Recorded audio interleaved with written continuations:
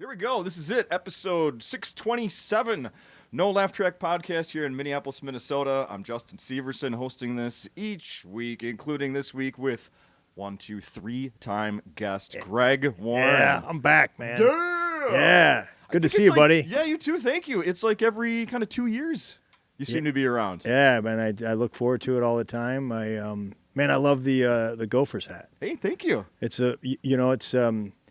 I went to Missouri and I was a wrestler there, and we wrestled against the Gophers here in Minneapolis. And I do regret this thing where like I can't wear that hat. I'm friends with the coach of Missouri. Like I'm a fan of these guys. I can't wear that hat, but I look at it, I'm like, man, that particular hat right there would be perfect for me. I mean, it's just a. So what? Thank you. Yeah. I bought this one recently. You know, some say trucker hats are going out of style, where we look like old men wearing trucker hats. That's fine. I am an old man. What are you going to do? Yeah. What are you going to think? I'm 30 if I have a different Wear hat it with on? pride, right? Yeah. Well, then along those lines, what is the real U of M? Because growing up here, you know, the U or the U They of call M. it the U. Yeah. They call it the U, from what I remember. And then, you know, you get all of a sudden, you know, you start paying attention to what other people are like. Oh, the U of M. Is they talking about Michigan, or Missouri? If it's U of M, I think it would be Michigan. Okay. The U, Minnesota. Okay. Missouri, the hillbillies in our state call it MU. Like the outer state people call it MU. Really? Yeah. Mizzou is sort of, Mizzou, the nickname. So I think we all kind of have our own thing. There you go. Yeah. MU. Yeah. They say it a little bit like that. I mean, listen, I can do it. You can't. like I'm from Missouri. You can't. That's derogatory. Holy the crap. way. Was I just racist? Yeah, regionalist maybe. I don't know. Yeah. Although I think that most of the people that we're talking about are of a particular race, I would guess. Yeah. A few weeks ago, Aaron Chen was here. He was the headliner that week. We talked, and he is from Australia, and I did an Australian accent in front of him. Yeah. No, you can't. I wasn't going to, and he's like, let me hear it. Oh, it was one word. He was asking for it? Yeah. Still, he was baiting you. You're right. Yeah. And then, of course, let me hear. Let me guess what you said. I know what you said. I know exactly what you said. You go, that's not a knife. Is that what you said? You did, didn't you? I did not. You did. Nope. I know you did. No. You did Paul Hogan. When is that? That reference is so old, yet we all know it so well. Yeah, yeah. man. That's not a knife. But that's not the one I did. I think you did. That's not the one I think you did. It was cloaca. Who's that? Cloaca. That's the. That's how you check on like a lizard, whether it's a boy or girl. You really? Check inside the cloaca. And I tried to say that with an Australian accent, and he immediately corrected me. Like, I would have gone. gone Be more like this. I would have gone Olivia Newton-John right out of the gate. Yeah. Oh yeah. Yeah. She's Australian, right? Yeah. Okay. I believe so. Let's start with last night. What a fun show. Oh man, First night in. You were here. You didn't even tell me you were here, man. I know. And then you said I looked toward you. You must have thought I was a real jerk. I didn't know you were here. We were sitting out there in the bar before the show. I was there with my wife. You walked in with who I found out was your feature act that you brought. Ryan Beck. Yeah. Yes, and we're going to talk about him in a moment. And yeah, I'm often here, where I will make eye contact with the comedian that's coming in. I'm like, if you recognize me right away, I'm going to say hi. It didn't seem like you did. It was like a quick. It looked like you were just kind of scanning the room, and I'm like, I don't want to be the guy that's taking his attention when he first got here. Oh, no, you should be the guy. Greg, give me attention. So. Well, we know each other. I know. What are you talking about? It's a Minnesota thing. I see. I don't want to get in the way. But what do you call this? You were forced to do this. Come on. You can tell people that. You had no choice. They dangle your check. Yeah, you. they did. Yeah, that's true. Yeah. We give you the blocks to reach it if you come and Yeah.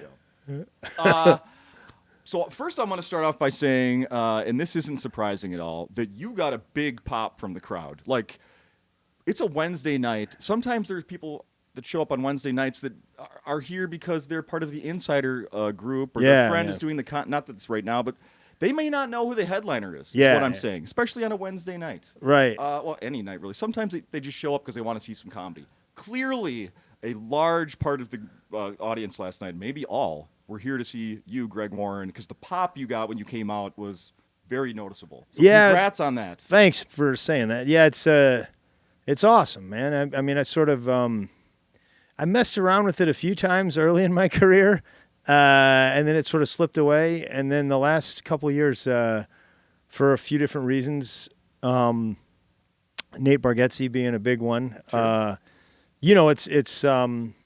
It's been really cool. Yeah. It's really fun. Yeah. I feel real lucky, and it's I did not see it coming. Yeah. That's amazing.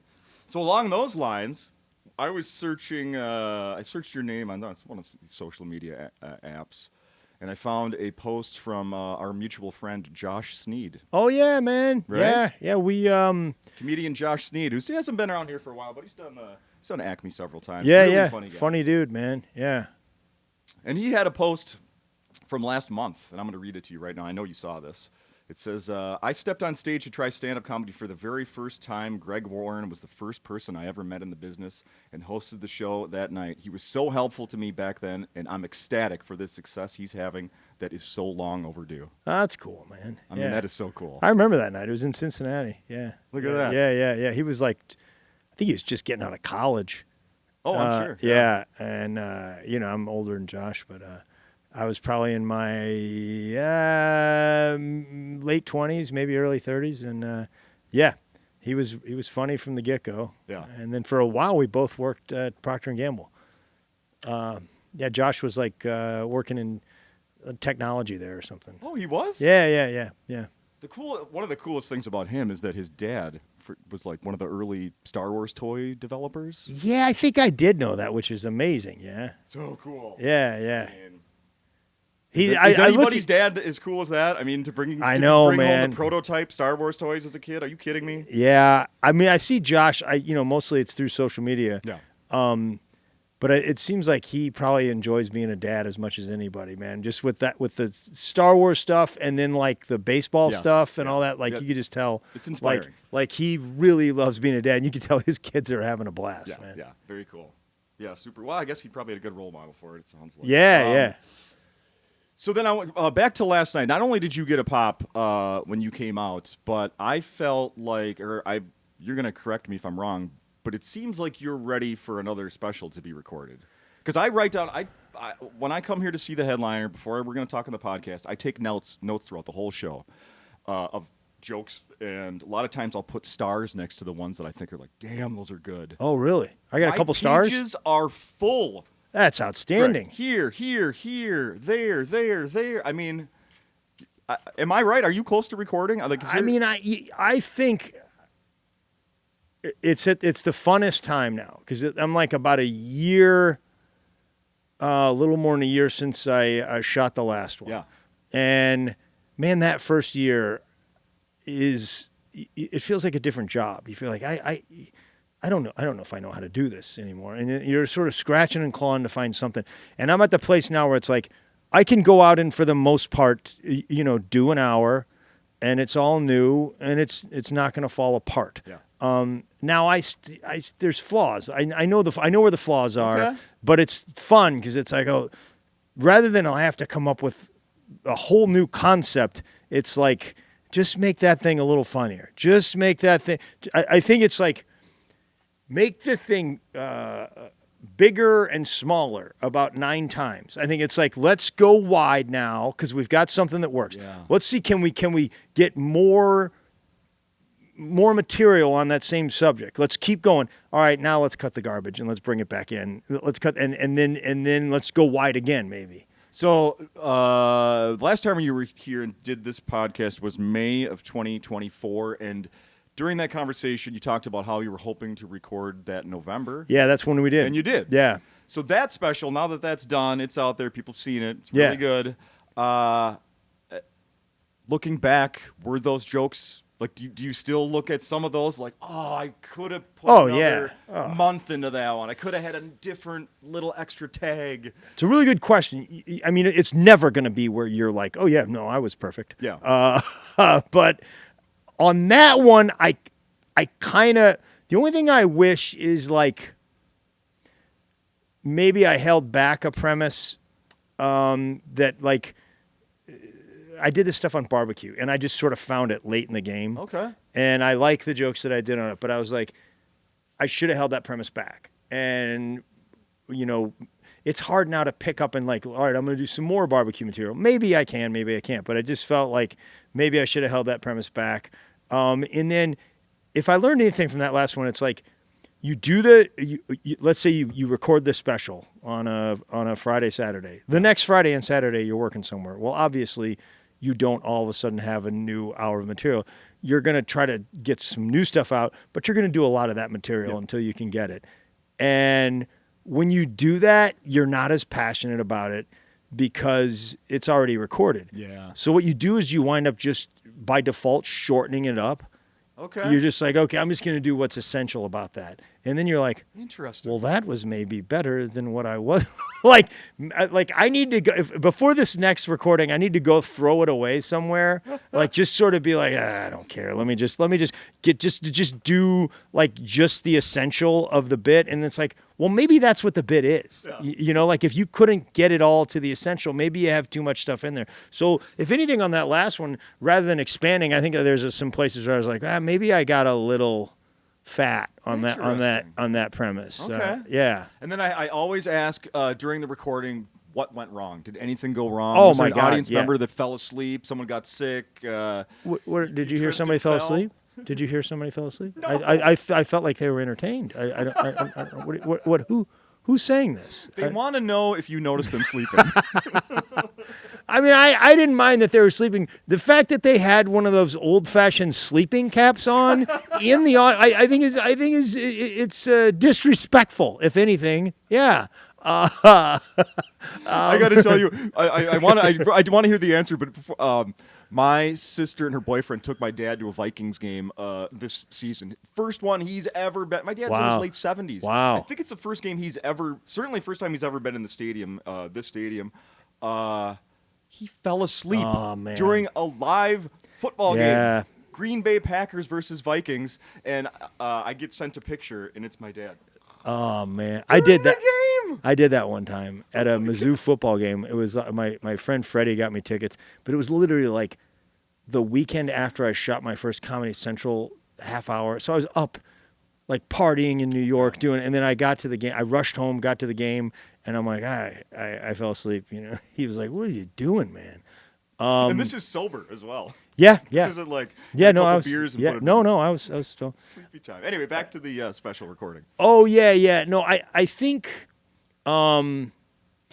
this is interesting. There's always been something about my eyes that make it look like I'm wearing a lot of mascara. Now I'm looking. Yeah, or eyeliner. I think is what I think is. I don't know if that's So and then there's something. I don't think that we got the lighting right on that last one. And I think like it just made it way more pronounced. So like if I put a clip up, it's like some people will say some nice things, but there's about 30 comments like, who's this guy think he is wearing? All right, Billy Idol, No. Yeah, there's a lot of eyeliner comments out there on the and like the other thing is when I'm shooting something for television, like they are putting makeup on me. I don't know what they're doing. Yeah. Okay. And then I'm like, well, I can't say anything because maybe they did put something on there. But I know even since I was in the third grade, they're like, you're wearing eyeliner. Oh wow. But then like I had a headshot recently that I put out, and I remember wearing like they just shot like I didn't no makeup, nothing, and of course the headshot comes up and like this guy's wearing eyeliner, man. Yeah. What does he think he is? Like all right, Simon Le Bon, JD Vance. Yeah. I get that one. I get that a lot. Oh, yeah, no. yeah. So I do think we didn't dial in the lighting the way that we would have liked. Have you considered leaning into this and like exaggerating the makeup next time? Maybe I should. Maybe just go full. It doesn't. Here's the thing. I don't think it fits the act. Like I don't think it really. There's some guys that would be perfect for him, but I don't think it matches the act a lot. Really, I think it's that's very funny. Well, wow. Yeah. Let's talk a minute about, we mentioned him briefly, your feature that you brought with this week. Very funny guy. Ryan Beck. I'm going to admit I've never seen him before. His act is great. Yeah, he's great, man. Ryan and I were roommates. What's his full name? Ryan Beck. Okay. Yeah, we were roommates in New York. I knew him because he went to the same college as I went to, and there was a comedy club there, Deja Vu, that I, worked at, and he worked there when he was in college, and I was, I'm probably 10, 15 years older than Ryan. I was going back to play the club, and Ryan he worked there, and they would let him go up and do a little bit of time here and there. So I always knew him that. And then when I moved to New York, he went right from college to New York, and I bumped into him, and we hung out there, and we wound up living together for a couple of years. But he's a funny dude, man. Yeah, nice. So he's you very guys do funny. this every now and then, going. Yeah, man. I have about.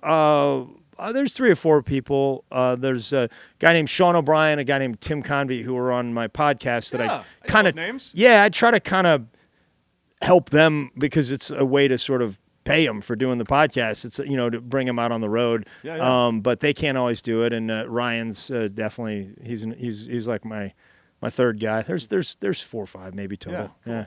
And then you're sort of in that role with Nate Bargatze. Yeah, man. Where he's got a handful of guys that he uses as openers. I know, it's horrible because I have to treat these guys really well because Nate, he's like a role model. Like he's ridiculously generous to us, and it's unbelievable what he does for his supporting cast. Yeah. I mean, when you go out on the road with him, it's just the most fun you can have. He's very generous in a lot of different ways. So now when I bring these guys, I'm like, all right, I guess I got to be nice. You know what I mean? Yeah. I mean, you got to pay it forward or whatever. Something like that. Yeah. I don't know. Let's talk about, speaking of some with Nate, you went on a cruise, Nate Land at Sea. Yeah. And I know that this isn't even the first comedy cruise you've done. I did Bert's, Yeah, yeah. we talked about that last time. Yeah. Are there any others that you've done? No, those are the only 2. Yeah. Those are 2. Yeah. All right, so compare the 2. Are the crowds similar at all? I mean, they are in the way that they are there because they love stand-up comedy. I thought with Bert's, it was like, and even Nate's to some degree, I thought it was just like, these guys are maniac Bert fans. Just getting on the ship, they all look like Bert. Yeah, and so I'm like, these guys they're not going to come, but no, they're knowledgeable, like passionate stand-up comedy. They love stand-up comedy, awesome. Which was, and then on Nate's fans, like kind of the same way. They all love stand-up. Yeah. Maybe a little different demographic, but yeah. Do families go on the Nate Land at Sea? There were some, and actually, Sean and Tim and I did a like an all ages show. Oh, no kidding. Yeah, I've done it. Over the last 10 years, I'll do it a handful of times, and we've gotten where we kind of we figured it out. It's really fun. Like, it's a stand-up show, and it's not a kiddie show. I just try to, my act's clean, so we just do a clean comedy show. But then at the end, we've sort of figured out this thing where we bring kids on stage and interview them and let them tell jokes, and oh wow, and it's like a talk. That part is like, I bet that kills. It's cool, man. Yeah. It's really, and some of these kids are really funny. Yeah. You always get like, they're all great, but then you'll get like 2 or 3 where they're like a little nerdy, think a little bit, they're weirdos in a great way, yes, and obviously. and I'm like, oh boy, this kid is going to be a comic. Yes. I'm like, this kid thinks the way I thought, right. but it didn't, but is less afraid to, when I thought that stuff back then, I was like, nobody thinks this. You're probably crazy. Right. But yeah, they'll say something, you'll be like, this kid, I got some really bad news for your parents. Yeah. Oh, that's fantastic. Yeah, all this money you plan on spending on college, it may not really be going towards the type of job that you think it's going towards. Yeah, move to a city with a lot of open mics. Yeah. Move here. Yeah. Exactly.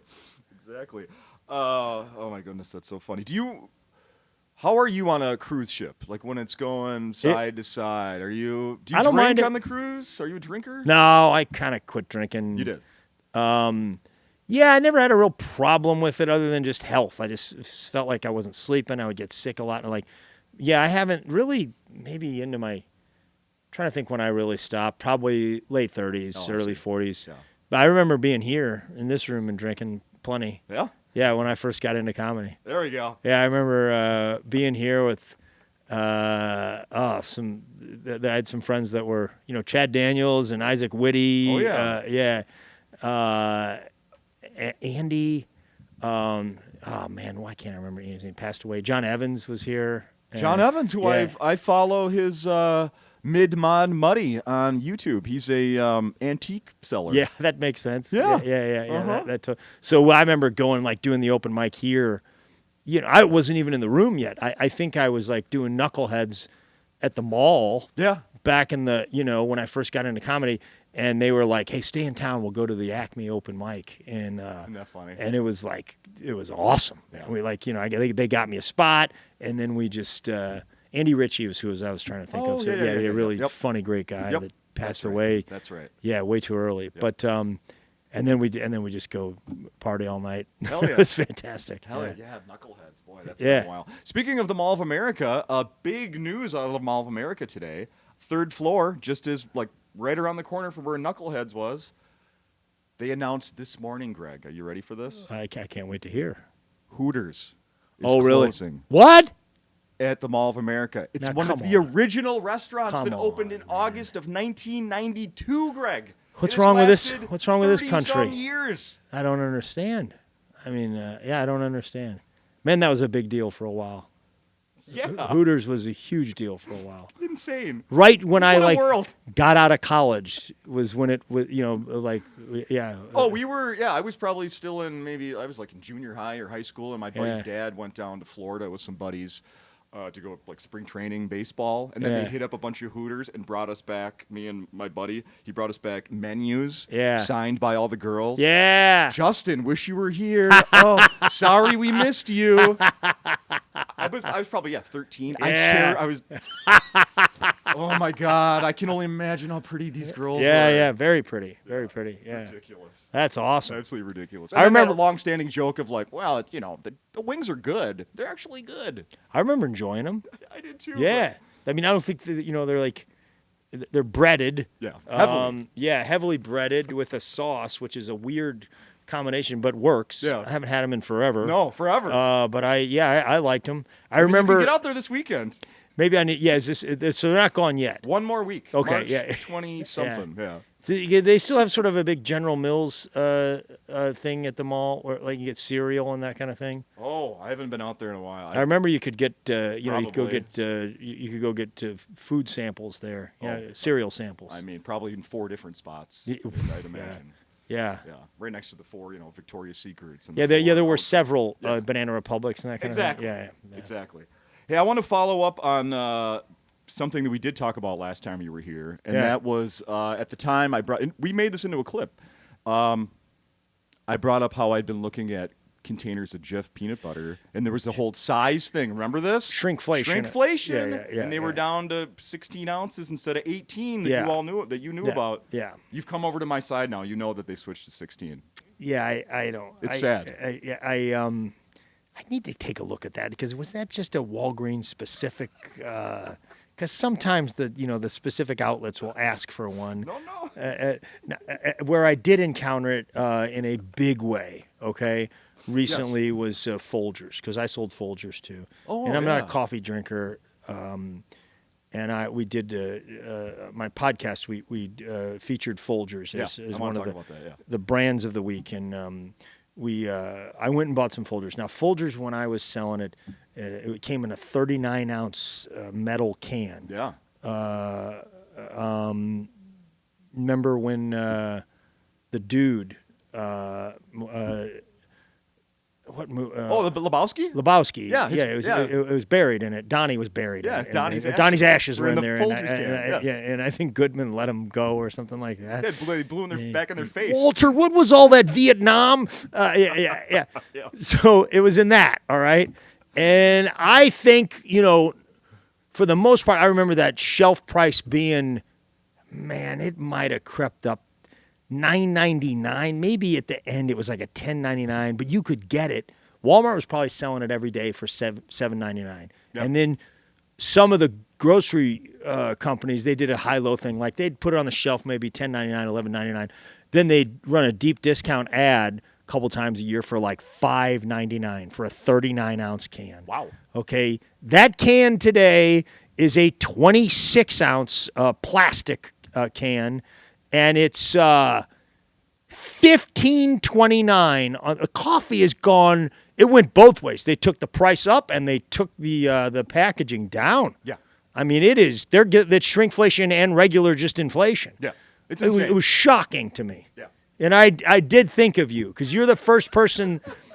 I think I'd heard of shrinkflation on NPR or something but you were the first person that, and I still am not sure you're right. I just know the good people at Jif. I'm not sure they're capable of those sort of garbage scumbag tactics. We might have been looking at a package that was for one channel. That's possible. Yeah, it's possible. My wife and I got a whole story. If we have time, I'm going to tell you. Sure.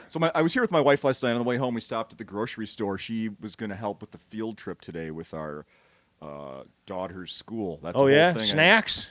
Yeah, she needed to pack a lunch.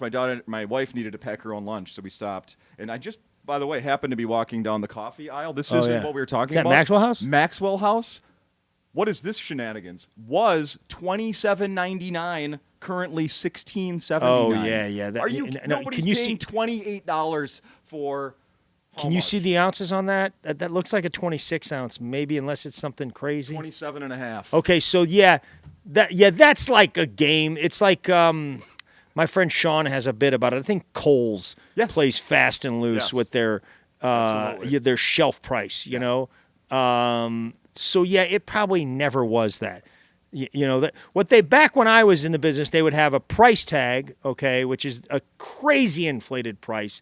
Then they would have what they call a TPR, temporary price reduction, but that was not even a temporary thing. It was like always that price. And then they'd go add price, deep discount once in a long while. But what's the price, the ad price on that, or the promoted price?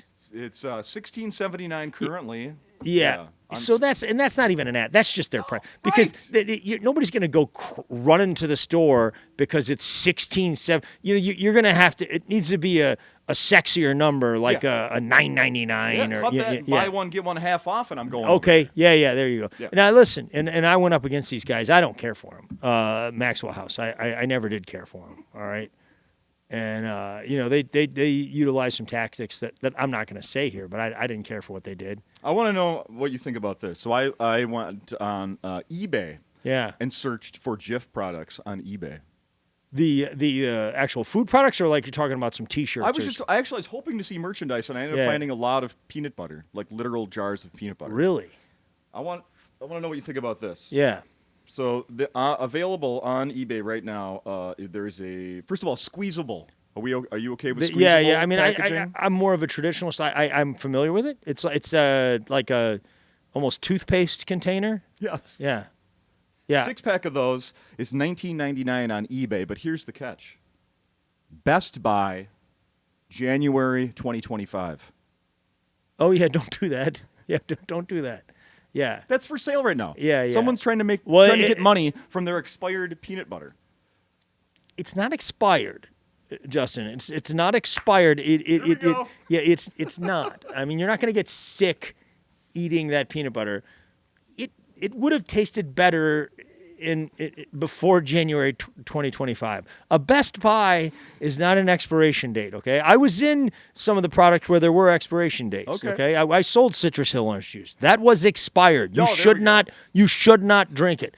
That Jif right there, listen, who's to say somebody is on a fixed income and they're willing to, it's still probably better than Skippy on day one. As long as we're talking about Jif, I do have something I need to tell you about. Go ahead. And this is big news. And this is a service to all your listeners and viewers. Yeah. There's a product coming down the pipe. Is it the pipe or the pike? It's the pike, I think. I think so. Coming down the pike. Jif Dark Roast, okay? Available, I believe, in Canada, and you could get it on Walmart.com right now. But it's coming, and I'm going to tell you, it's the best thing I've ever eaten. Jif Dark Roast, and I've told you this before, I'm a traditionalist. I don't like a lot of honey roast. Just give me some smooth or crunchy Jif. This thing, they cracked something here. Jif Dark Roast, wow, man. They finally listened to that guy that's been going, let's try dark. Yes, I think so, and I think so, and you know, burnt ones, and I'm maybe that's it. Yeah. When our competitors came out with honey roast, flash in the pan type stuff. I don't, you know, it's a distraction. Yeah. If I know Peter Pan, those guys are just stirring bees into their product, and you know, no care whatsoever what goes on. But the dark roast, this is legit, man. It would be my choice right now. Have you had the? This is the other one I wanted to bring up. I also saw this on eBay. $3.99 free shipping, so regular price, not expired. Peanut butter and chocolate expired flavored. expired is just Best Buy. Best Buy. Yeah. Expired. Peanut butter and chocolate flavored spread. Yeah, it's good. It's good. It's very good. We had a product called Jif Sensations that we test marketed. Maybe it was Smooth Sensations, Jif Smooth, and it had a chocolate flavor. We did a raspberry, and man, I think the other one might have been cinnamon. It didn't take. I didn't know why, because it was, as far as I could tell, one of the best things I've ever. It was really, really good. Yeah. It's a little decadent. Like it's what you're talking about right there is that's a dessert. Yeah, you know, like let's not. You don't have that for lunch every day, but it's good. I have had peanut it. butter, chocolate, and jelly sandwich. Yeah, well, I've never thought jelly was necessary, but that thing right there, it's very good. I think they just took the chocolate Smooth Sensations and 15 years later called it something different. But it's good. It's good, but it's not. You know, dark roast, I'm saying day in, day out, make a sandwich with it, go to work. I can't wait. Yeah. Not going to, I'll be patient, and I'm not going to go to Canada to get it, but once it gets here, I'm in. I think I was just channeling a Meniscalco. The first time I saw him was at like a really small club outside of L.A., and he used to have a bit about making fun of all the, the people with, it was his early Starbucks days, and like, yeah, I want a blah, blah, blah latte. He goes, he ended the bit by going, get a cup of coffee and go to work. No arguments here. Yeah. I'm a simple one as well. So after we got home from the grocery store last night, we watched the first episode of Greatest Average American. Oh, good, man. Yeah. I had seen it advertised. Yeah. And then when you mentioned it on stage last night, it was like, oh, I didn't know you were, I'm sorry, I didn't know you were part of it. I just thought it was Nate. Yeah. And then when you mentioned you're part of it, I'm like, well, now we got to check this out. I didn't know I was part of it until about 30 hours before production started. Come on. Yes. I'm in Cincinnati, like, getting ready to open for him in a giant arena. Pretty excited about it. I used to live in Cincinnati. It's where I sold peanut butter. Yeah. And he goes, hey, come back here. And he goes, what are you doing next week? And I'm like, he goes, I want you to be at first I thought he meant write. I was like, yeah, I'll come do punch up or whatever you need, man, And he goes, no, I want you to be on the game show. I want you to be the announcer and the co-host with Julian McCullough. And I was like, of course, man. And it was a blast. It was first time ever doing something like that. It was really fun, man. Yeah. So how many episodes did you guys put together now? We put together. There's 8 hour-long episodes. Effectively, it's 16 episodes. Like basically, they're airing 2 episodes a night. I noticed that. Yeah, so it really does. The first half, sort of, you could call it an ending. Yeah, 2 sets of contestants. Yep. So there's 16 sets of contestants.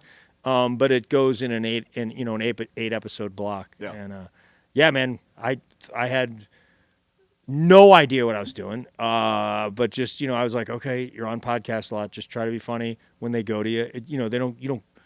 It's a network TV show, and there's business to take care of, so you can't be like just running jokes the whole time. Right. And the one thing, like, I'm the announcer, so I kick off the show, and I didn't know how announcery to be. Sure. So like when I first started, I think I was like, from the Nashville, and then the guy in my ear is like, hey man, you got to go full announcer voice on this. I'm like, oh, okay. From the Nashville Municipal Auditorium. Yeah. Love it. Yeah. Love it. Yeah. Do you? Okay, so we watched the episode last night, and there's, it's I would describe the show. This isn't the first time this has been used. It's sort of like a cross between like Smarter Than a Fifth Grader. Yeah. Maybe Who Wants to Be a Millionaire. A little bit of Family Feud in there too. And Family Feud. Yeah, yeah. Mostly Family Feud and Fifth Grader. Yeah. I think the thing that makes it unique is the second segment where Nate attempts some task. Yeah. And the two remaining contestants have to bet on it. Yeah. And I get to call that almost like a sports announcer, and he's so funny in that, and like he just does it so well because he does some of it surprisingly well, and some of it awful. Yeah. Like he does not do well in a couple of these challenges. One of them that we watched was he was shooting free throws. Yeah, he did pretty well in that, didn't he? Yeah, yeah. 8, I think, in a minute. Yeah, Spoiler alert. Yeah, that's the thing. 9, 8 or 9. Yeah, 9. Nate's like with the hand-eye stuff. Nate's a pretty good athlete. Like I tour with him, and when he tours, like that's what you do. You just play sports all day long. I was wondering about that. Yeah. I was wondering if this is like kind of like it's not the first time. And I'm older than anybody on the tour. And then like all those games, I was a college wrestler. Other than that, I'm bad at almost everything else. Like they play basketball. I'm the worst basketball player. Nate's a good basketball player. Okay. Like, I'm terrible. I mean, I have no idea. They're like, he's got to be doing a bit here. I'm like, no, guys, I'm this bad, and I'm winded. And then like take 'em. Baseball, all this stuff. Like the only one when they say like, hey, we're gonna play pickleball today. I'm like, all right, I'm as good or bad or anybody else here. I played enough pickleball to be like not embarrassing in that. Yeah. Which is almost the whole point of that game is that you could pick it up and. Oh yeah, you're mediocre on day 3. Yeah. Yeah. Oh, that's fantastic. I have to. Just want to say that like my wife and I, we enjoy like we watch like what we watch together. She doesn't watch sports with me, but we watch reality shows and like game shows like that. So it is now going to be in our rotation of shows. It's good to hear. Yeah, legit. Yeah. I have to say though, the guy that made it to the finals of the first show. Okay. For people that haven't seen it, so if you win the first part, if you beat the first 2 people you're competing against, you win $10,000. Yeah. And then you can go on to win like the finals, and it's the total of the average salary of an American worker, $67,920. Yeah. And Nate throws in a little extra to pay the taxes. I was even thinking like, wait a minute, taxes, this isn't much. And then that was so great that they do that. So this guy's going for the final to win the average yearly salary, and then it comes out that he recently got engaged, and if he wins, he wants to use the money to go on a 6-week honeymoon. Once he said that, I was like, I hope you lose. 6-week honeymoon? Who do you think you are? Yeah. What? Yeah. Who has time? Was he the guy that was like ex-FBI agent or something like that? No, I don't think so. Okay.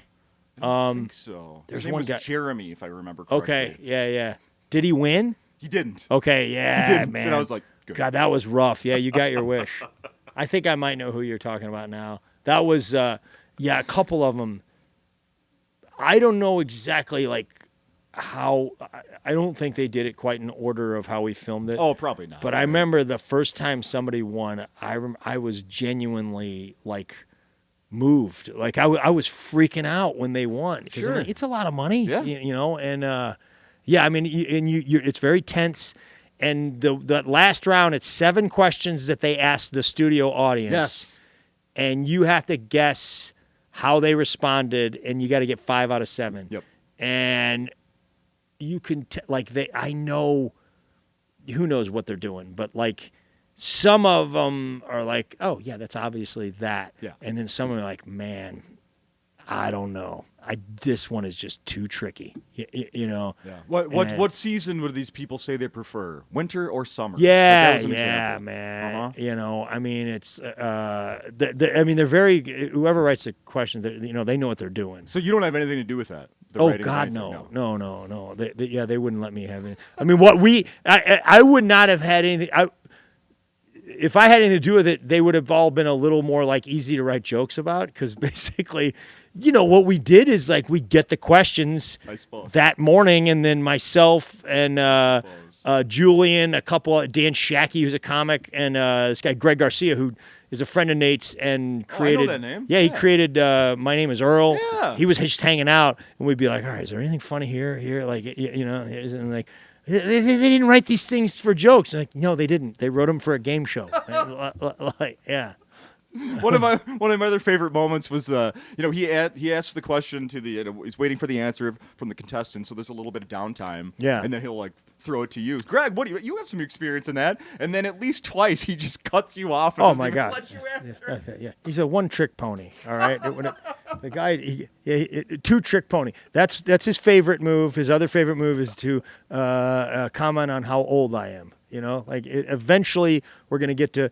In 1865, Greg, you knew that guy, didn't you? Yeah. That's coming. That's coming. Every episode.